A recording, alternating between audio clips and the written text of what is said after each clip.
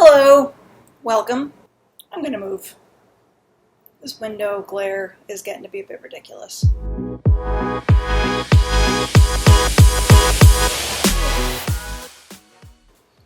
Yeah, that didn't work. I tried moving so the window was behind me, and then I'm just in shadow and I'm backlit, and that was way worse.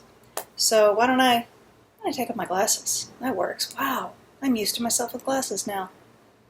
I had my plan to make that dress out of the yellow fabric.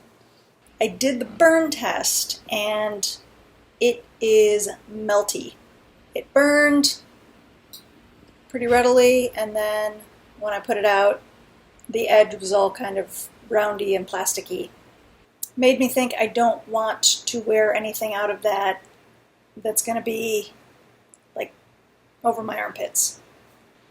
With the yellow fabric, because it's this Frankenstein piece and I'd be working around that didn't feel like a good thing to combine with trying to figure out this pattern.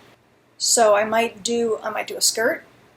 I went into my fabric stash, and I have some nice cotton shirt fabric, and it was enough size to make a blouse, a short sleeve blouse. So I'm going to do that. I took my sloper pattern and extended it to about, not quite hip length, but maybe 4 or 5 inches below the waist, so a blouse. And I did that by holding the skirt piece up to the bodice piece, but really it's so little of an extension that it's really just extending and letting it flare out a tiny bit, I hope, until I'm sure about the pieces. I don't want to get too involved in putting them together into something else. I made the pattern. I made a front and I made a back. Oh, here's the other thing.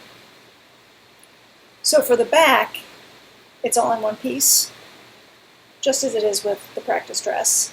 So I made the pattern so that the center back is held up to the edge, to the fold of the piece of fabric. So when you cut it open, you unfold it, you get 2, and no extra seam allowance or anything. The front, the center should line up with where some buttons are, but if you picture a shirt with buttons, it goes out a little beyond. If there's a placket, the button would be in the center, and there'd be a little bit of fabric on either side. So there's the center front, lines up with where the buttons are, and then you add a little bit. My buttons were 1/2 inch diameter, so a 1/4 inch of the button would be off to the side, and then another 1/4 inch of fabric, and then another 3/4, because button plus. The math took me a minute, and I may or may not show it being worked out on here, but the point is, so a slight extension for what you can see, and then a little more extension for what folds over. And actually, a little bit more extension to fold and then fold again so that you have a nice neat edge, which I didn't end up needing because the fabric had a selvage edge, which all fabric does, but it had a selvage edge that I could use to make a nice clean edge. The way fabric is woven, the edge is a different kind of thing. The edge is kind of where it's held onto the loom as the fabric is made. Modern fabric, it is pulled in a little, so it behaves differently than the rest of the fabric, so you need to cut it off. But this fabric I'm using happens to be probably pretty nice. So when I actually cut out the pattern, it's that little extra 1/4 inch I was planning to fold over, I didn't take. I made the front, I made the back. The sleeves, I just cut to a length I decided would be a short sleeve, and then I added another 1.5 so that I could again roll and roll and make a nice hem. Because anything that is a free edge, like 2 pieces together, you're fine. They're going to strengthen each other. But anything that is the edge of the garment either has to have a hem, as my t-shirt does here, or a binding, as this t-shirt does, or on a lot of woven fabric garments there will be a facing, which is another piece. If you think of it more with like a shirt, you get to the edge and it folds back into itself and is doubled. That's a facing. So for this I needed a facing around the neck, and then doubling up the button band behaved like a facing. So the way you make that is on the front piece, you just kind of measure down an inch or two and trace there and just cut that out as a separate piece. Same in the back, make them the same length here. And what I did is I took, it was a V-neck, so the piece kind of goes up and then joins and then around to the back, and I combined them at the shoulder seam, so I just had to cut one piece and I wouldn't have an extra bulky shoulder seam when I put it all together. Hopefully it'll make more sense. Or honestly, if this is actually interesting to you, I could post links to more accomplished sewers who could explain it better. Spend too much time explaining it because that might be dull for people. But anyway, so I made the facing piece. So I have my front, which I cut 2 of, the back, which I cut 1 of on the fold, got my 2 sleeves, and then I got my facing, which I'll also cut on the fold. So I pulled out this bit of shirt fabric that I have, and I was able to make everything fit. The sleeve would not fit the way I cut it out, so it's going to be about a 1/2 inch shorter than what I had marked as being a nice sleeve length. Better that than to waste a bunch of fabric, I thought. We'll see. At this point, I have cut out all those pieces. There are darts in the front, and darts in the back, and darts at the side, and a little dart here, which the dart here in the shoulder, I feel like I never see that on finished garments, so I need to learn if that's something that you plan out, but then somehow remove or don't use. I feel like there's something there I'm missing, but I'm going to have little darts in the back of my shoulder. The front darts, the side darts, I'm going to sew as is, but the front and back darts, instead of having them fully sewn so that they will look like little straight lines that dip in at the waist in the front and back, I'm just going to sew the very middle of them, so they're going to look like little tucks. So I'm hoping that will look more blouse-like. I feel like having proper darts is more of a dress thing, and it might feel a bit formal for just a shirt. Also, doing them as tucks will be easier to sew, and I like the idea of things being easy.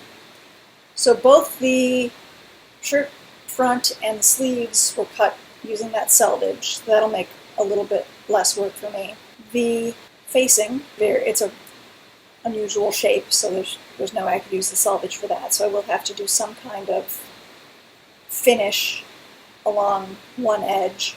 But the other thing I talked about last week was interfacing, and it's customary to iron interfacing onto the facing and then add that in.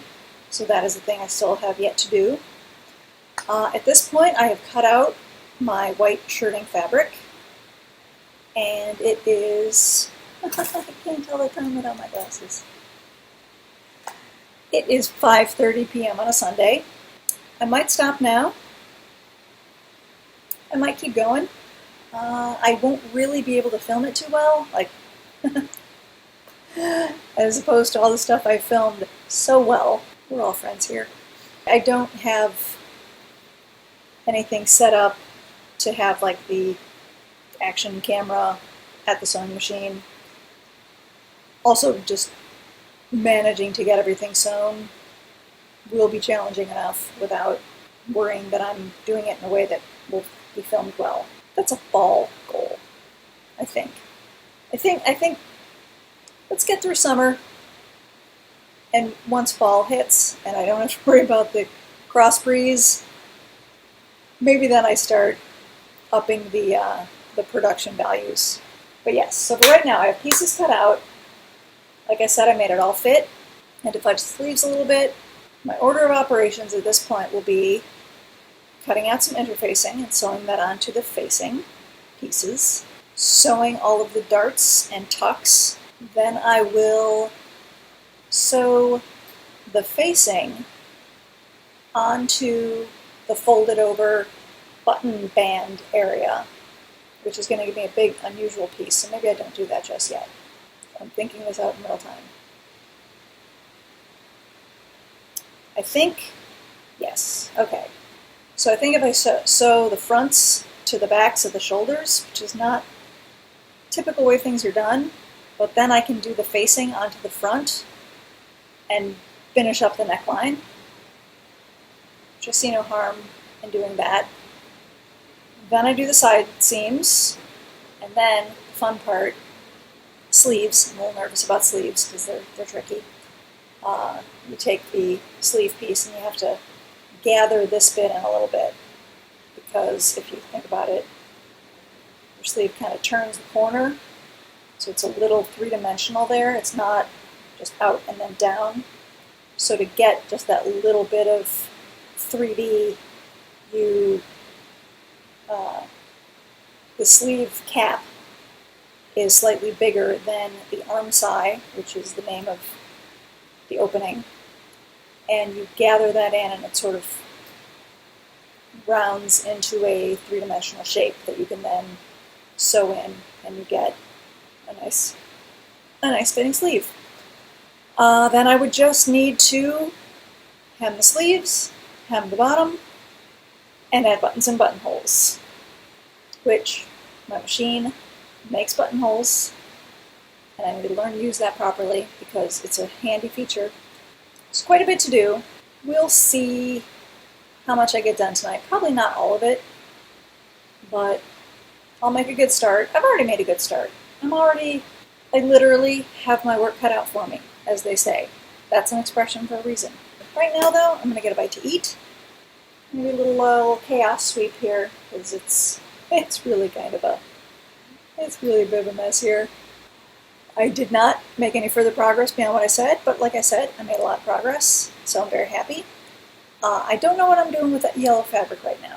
I think I'm going to put it back into think about later mode, but I'm thinking a skirt. I also have that blue skirt that I never finished, that I should do this very small amount of work that would make that a wearable item. But I don't have a lot of skirts or trousers or anything. I have some jeans that are a little too big right now. If I could sew some skirts, that would actually also be, that would be better actually. I wouldn't like wearing jeans, especially now when it's 90 degrees out. Yeah, that might happen. We'll see. But for now, I'm going to call it a day. Yeah, alright. We're good. Anything else? I went back to D&D. Don't want to forget that. It was fun. My rabbit man got to actually do some stuff. Oh, okay. I gotta add a thing about the rabbit man. Mostly, they're telling a story, but sometimes you need to actually be, there's like a game board. So when you have a fight or something, you can say, oh, your person's here, your person's here. So you have to have a little character. So I'm coming home, I'm like, well, I'm gonna keep doing this. Maybe I find a little token to use. So I looked around a little bit, and I'm like, I'm not gonna buy a token. Figure, let me try something, and it worked. I drew a little silhouette of my rabbit man, and then I drew a little profile silhouette. Thank you, costly art school education. Please cancel my student loans, Joe Biden. Cut those out of index cards and cut a slot in the top of one and a slot in the bottom of the other, and I slotted them together, and I glued them onto some circles of more cardstock, and I got, hold on, this little guy. Look at that. Look how great that turned out. Yeah. So I'll be able to bring that with me. That's my guy, I'm gonna move him over here. Okay, now I'm fighting the... Yeah, and that was 10 minutes of work and $0. So I'm kind of proud of that one. I got a lot to talk about today. As always, thank you for watching. Thank you, even if it's no longer July 2022 and you're just now getting this. I've had a few people apologize that they're behind on these videos, which again, I'm so glad you're watching them at all. Like, I'm so glad people are keeping this on their list of like, I'm bored, what else, what can I do now? I'll watch one of Marine's videos. But yeah, so yeah, if it's whenever it is that you're watching this, I'm thanking you from July 2022. Because just knowing that it will get watched by someone at some point keeps me going, keeps me making these, and will someday inspire me to get lights and microphones and a table. Oh, I'm looking into getting a table. That's the other thing. It's very challenging not having a table. So I am going to sign off and go have some food. I've already thanked you for watching, so I will just say goodbye.